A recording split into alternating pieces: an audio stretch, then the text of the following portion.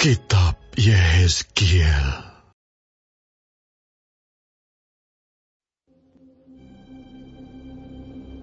Maka datanglah firman Tuhan kepadaku.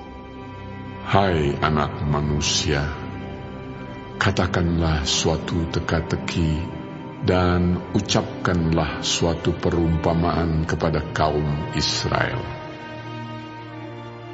Katakanlah, beginilah firman Tuhan Allah. Seekor burung raja wali yang besar dengan sayapnya yang besar dan panjang, penuh dengan bulu yang berwarna-warna, datang ke gunung Libanon, dan ia mengambil puncak pohon aras. Ia mematahkan pucuknya yang paling ujung dan dibawanya ke sebuah negeri perdagangan, lalu diletakkannya dia di kota perniagaan. Ia mengambil sebuah dari taruk-taruk tanah itu dan menanamnya di ladang yang sudah sedia ditaburi. Ia menempatkannya dekat air yang berlimpah-limpah seperti pohon gandarusa, sehingga ia tumbuh dan menjadi pohon anggur yang rimbun, yang tumbuhnya rendah dan cabang-cabangnya melengkung menuju burung itu, dan akar-akarnya tetap di bawahnya. Demikianlah ia menjadi pohon anggur dan mengeluarkan tunas-tunas dan memancarkan taruk-taruk.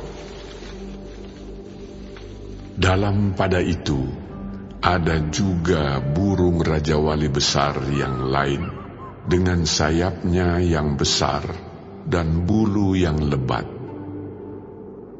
Dan sungguh, pohon anggur ini mengarahkan akar-akarnya ke burung itu, dan cabang-cabangnya dijulurkannya kepadanya, supaya burung itu mengairi dia lebih baik dari bedeng di mana ia ditanam.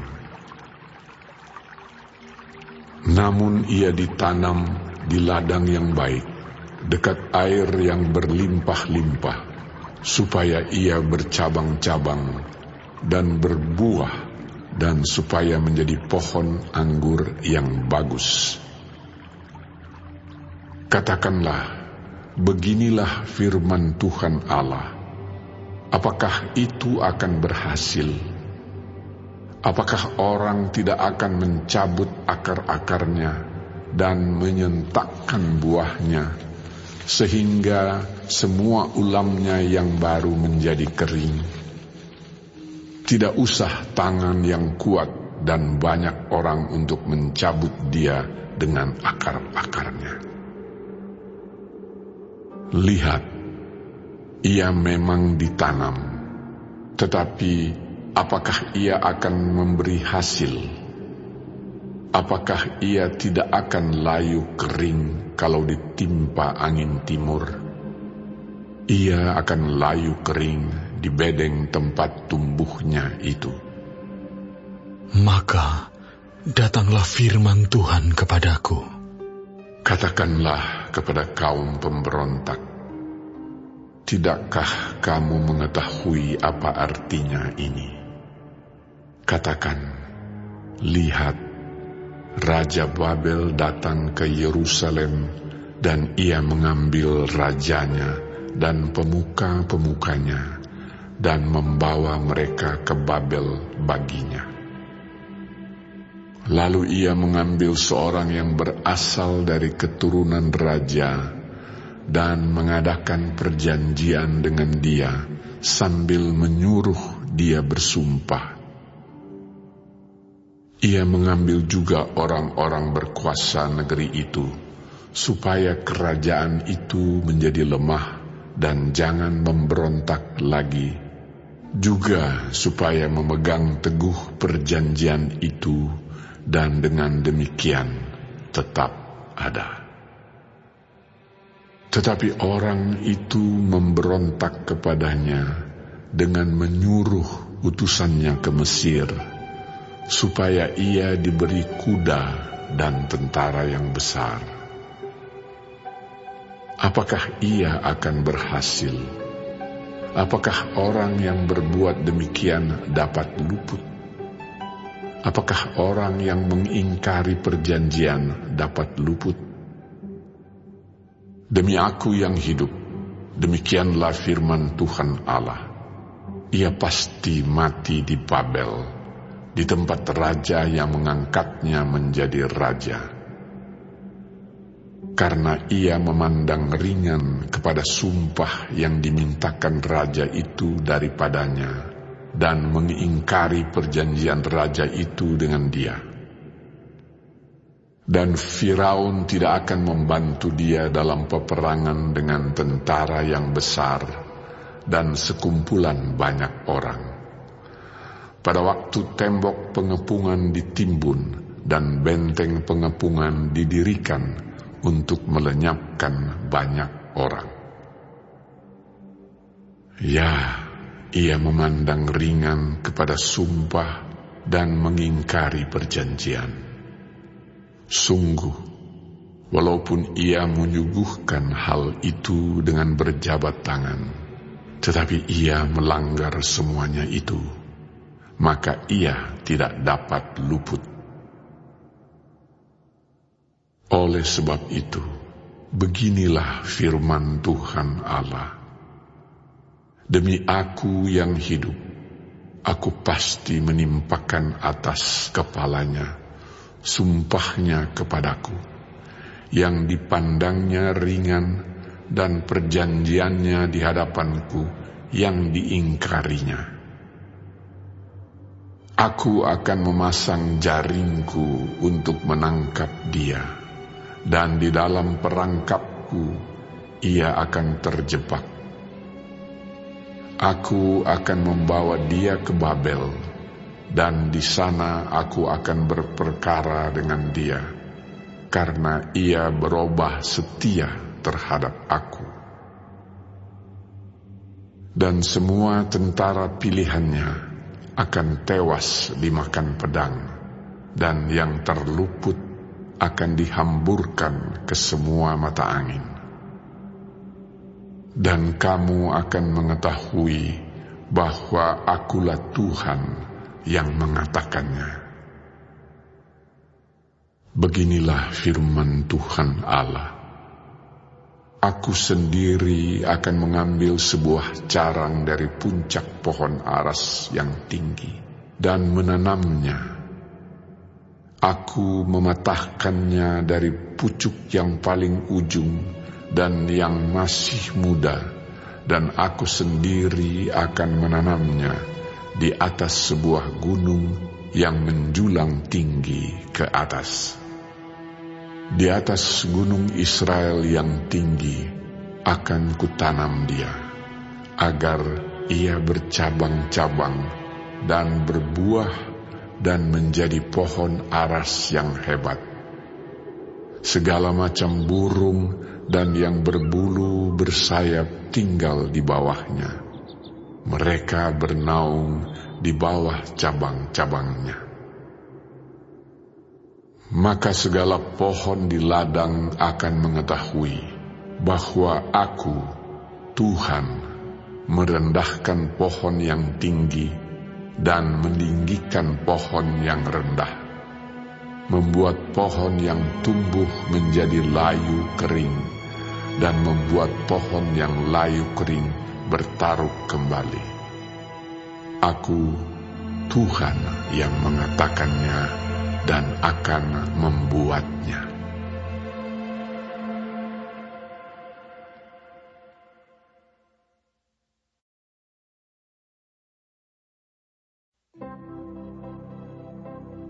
Maka datanglah firman Tuhan kepadaku.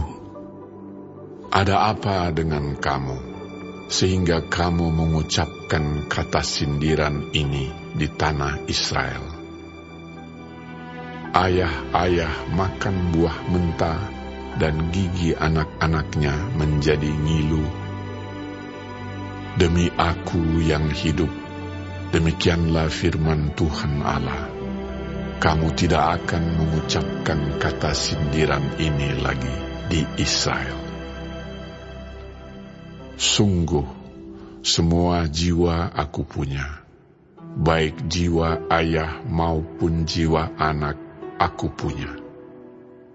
Dan orang yang berbuat dosa, itu yang harus mati.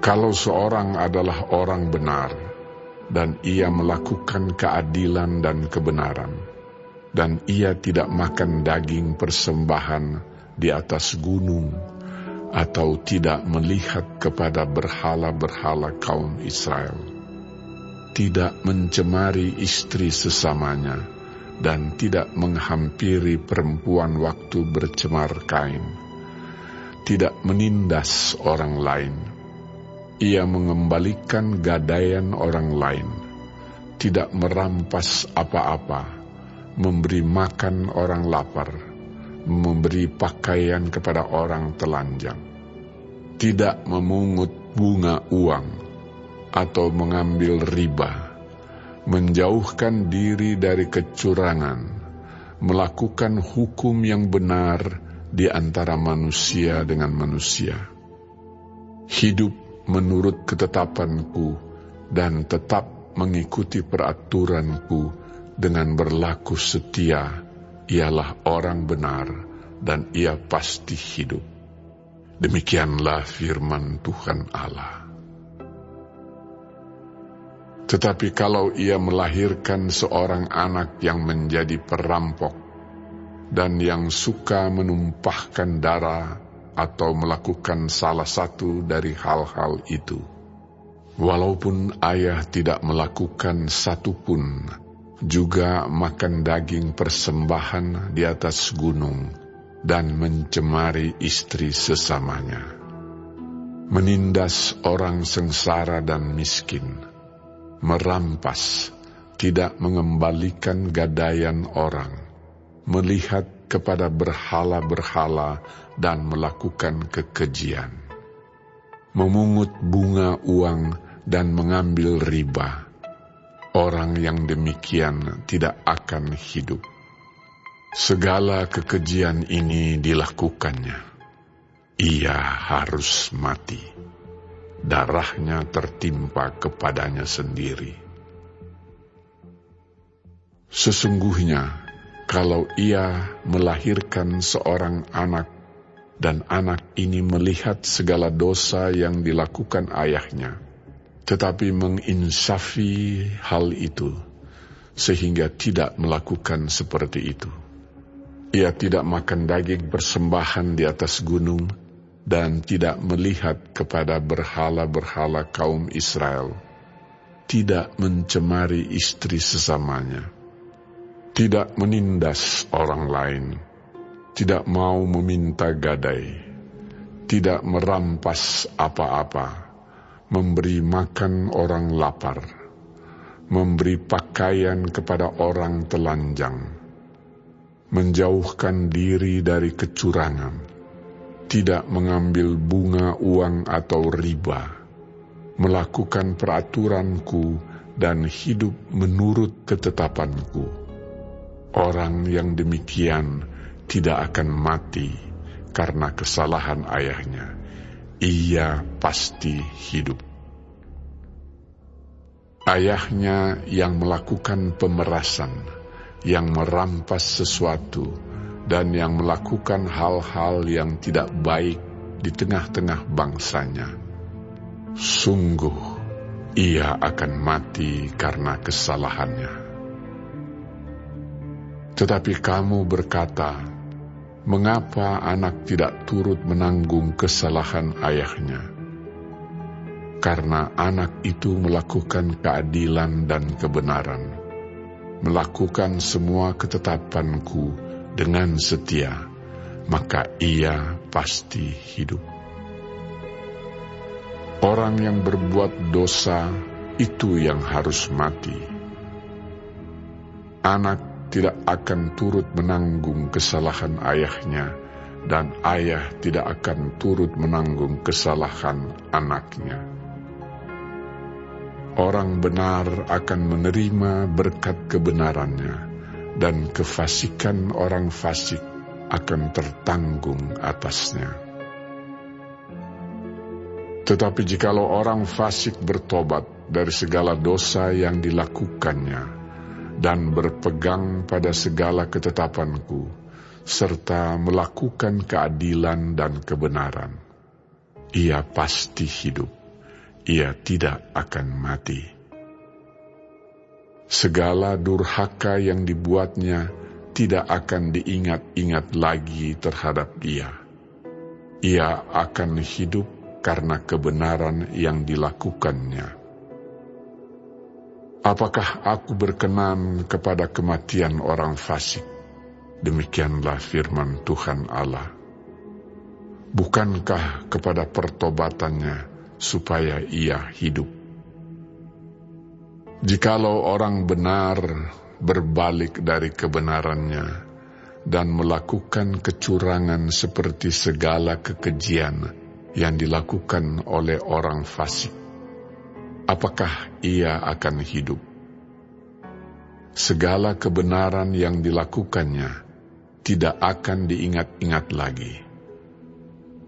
Ia harus mati karena ia berubah setia dan karena dosa yang dilakukannya.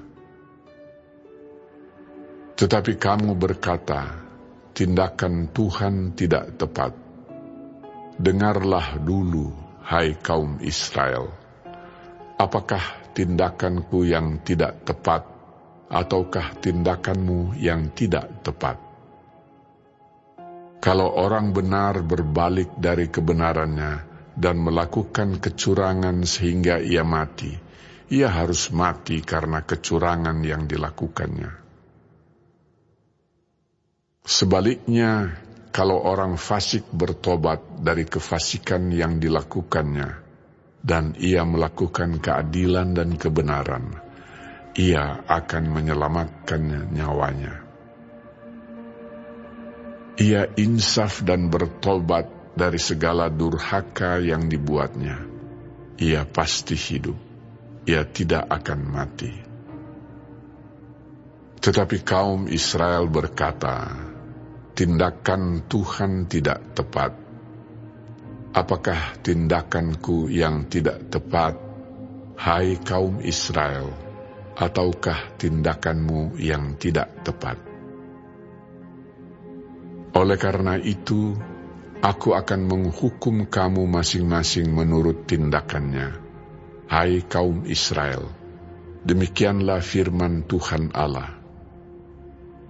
Bertobatlah dan berpalinglah dari segala durhakamu, supaya itu jangan bagimu menjadi batu sandungan yang menjatuhkan kamu ke dalam kesalahan. Buangkanlah daripadamu segala durhaka yang kamu buat terhadap aku, dan perbaharuilah hatimu dan rohmu. Mengapa kamu akan mati, hai kaum Israel? Sebab aku tidak berkenan kepada kematian seseorang yang harus ditanggungnya. Demikianlah firman Tuhan Allah. Oleh sebab itu, bertobatlah supaya kamu hidup.